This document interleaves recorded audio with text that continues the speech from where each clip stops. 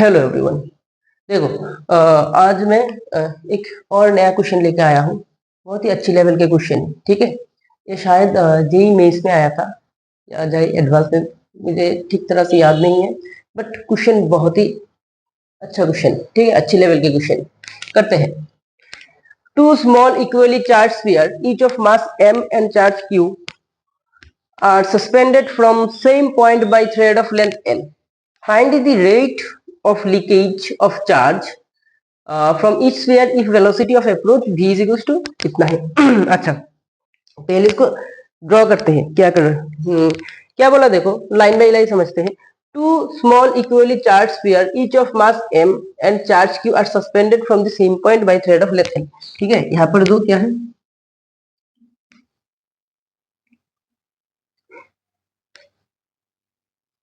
दो स्पीयर है। दो स्पीयर क्या होगा, एक लेंथ से सस्पेंडेड है, ठीक है। अच्छा अच्छा, तो देखो मैं डायरेक्ट ये दे दिया क्योंकि मुझे पता है कि यहाँ पर कितना है, दो, इस पर भी चार्ज क्यू है, इस पर भी चार्ज क्यू है, इस पर भी चार्ज कितना है, क्यू है, और इस पर भी चार्ज क्या होगा, क्यू है। तो अगर दो इक्वल चार्ज होगा और लाइक चार्ज होगा तो रिपल्स करेगा, तो थोड़ा सा इस तरह एक एंगल में रहेगा, ठीक है। इससे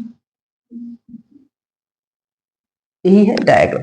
let's say this angle is theta, और यह इसके जो डिस्टेंस है, ये जो डिस्टेंस है, ये डिस्टेंस लेट्स से एक्स, ठीक है। अच्छा, इसका मास भी m है, इसका मास भी क्या है, m, ठीक। अब देखो, अब क्या क्या बोल रहा है क्वेश्चन में कि इस दोनों से चार्ज लीक कर रहा है, ठीक है। अब किस रेट पे चार्ज लीक करेगा वो पूछा है निकालने के लिए। तो पहले हम देखते हैं कि लीक करने से पहले जब पूरा सिस्टम इक्विलिब्रियम में था तब इस पर नेट फोर्स देखते हैं क्या होते हैं।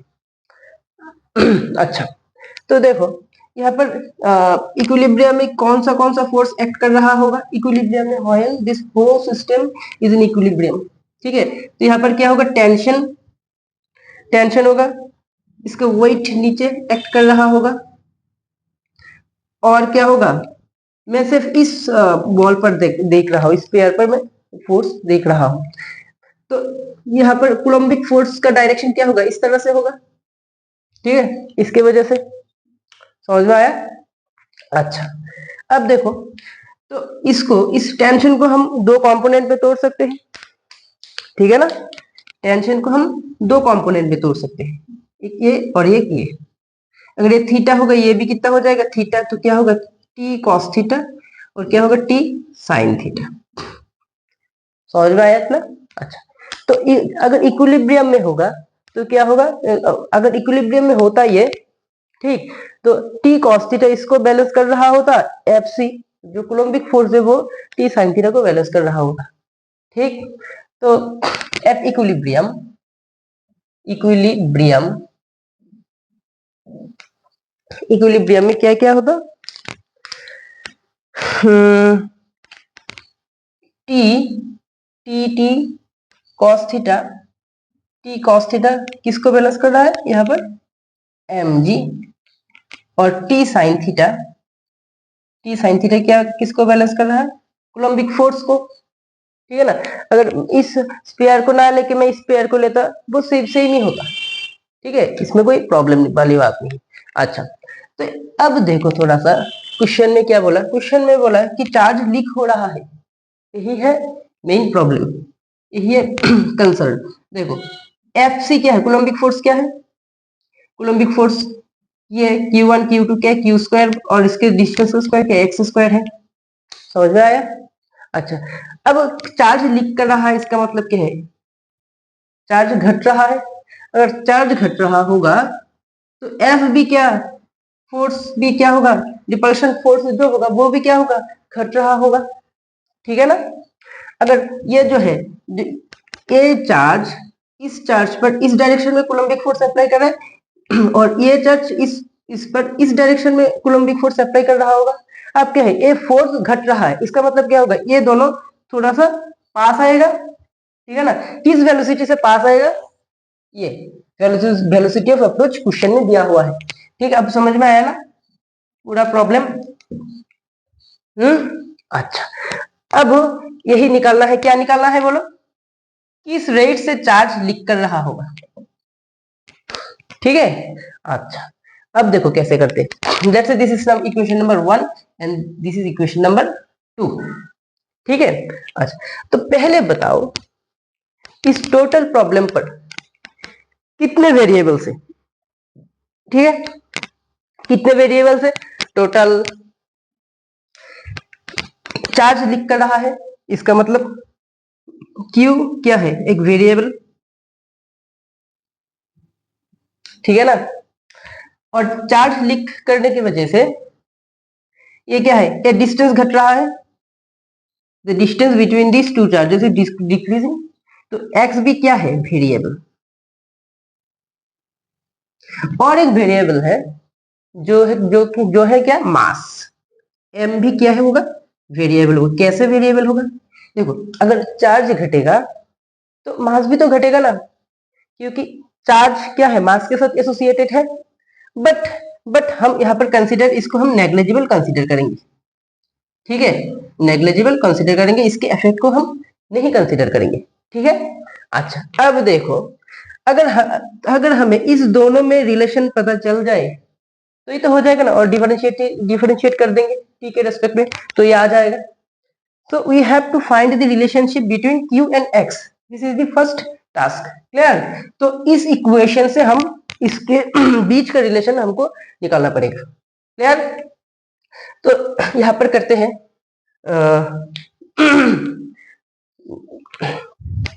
थोड़ा सा इरेज कर देता हूं ये वेलोसिटी। हाँ, क्वेश्चन यहाँ पर पूरा है।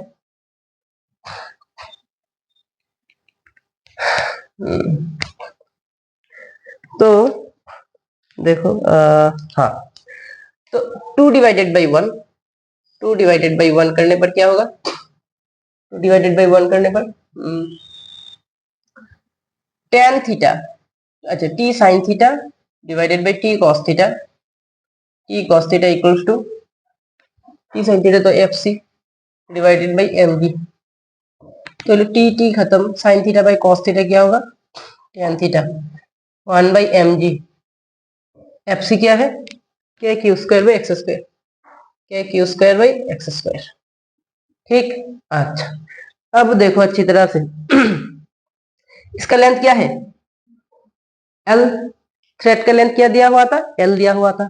अच्छा, ये जो क्वेश्चन में है, मैंने शायद यहाँ पर लिखा नहीं क्वेश्चन में, ये जो एंगल है थीटा, बहुत ही क्या है, स्मॉल एंगल है। ठीक है, अगर angle since theta is small, तो हम साइन थीटा को tan थीटा के बराबर लिख सकते हैं। ठीक है, अच्छा तो मैं यहाँ पर साइन थीटा को मैं क्या लिख सकता हूँ, tan थीटा को क्या लिख सकता हूँ, sine theta is equal to k Q square by mg X square.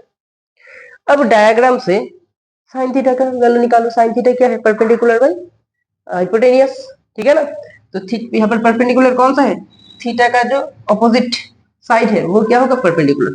तो ये क्या होगा, अच्छा ये टोटल कितना है x, तो ये मिड पॉइंट, ये क्या हो जाएगा x/2, ये भी कितना हो जाएगा x/2। ठीक है, तो परपेंडिकुलर क्या है x/2, परपेंडिकुलर बाई हाइपोटेनियस क्या है l is equals to k Q square by mg X square.